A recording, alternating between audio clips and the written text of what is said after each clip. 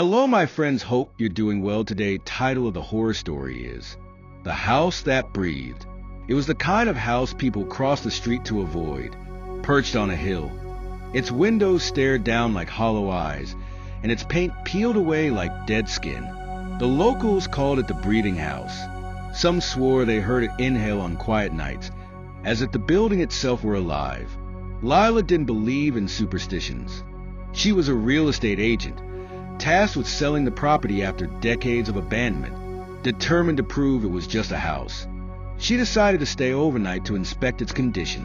Armed with a flashlight, a sleeping bag, and her phone, she stepped inside. The air was thick, damp, and cold. The walls seemed to close in as Lila moved through the rooms, each creak of the floorboards echoing like a heartbeat.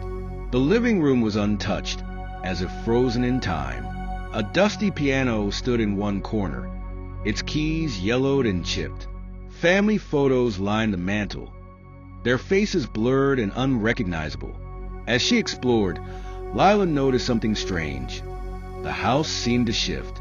Hallways that led to one room now led to another. A staircase she had climbed minutes ago seemed to vanish behind her. By midnight, Lila settled in the bedroom on the second floor.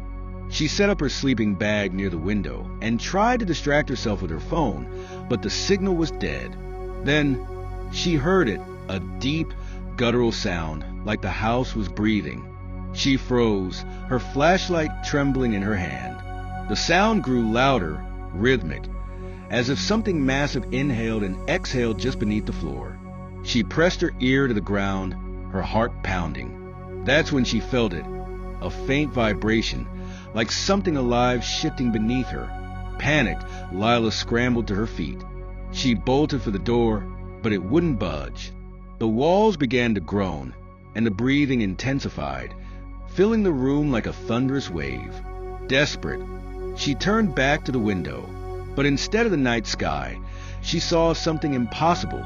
Pale, fleshy walls pulsing outside, veins crisscrossing like a web.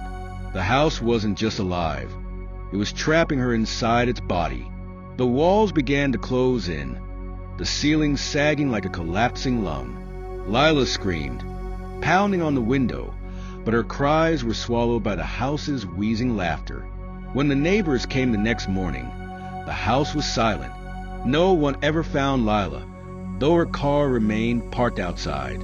But sometimes, late at night, the locals swear they see her face in the window, her mouth open in a silent scream, trapped forever in the house that breathes.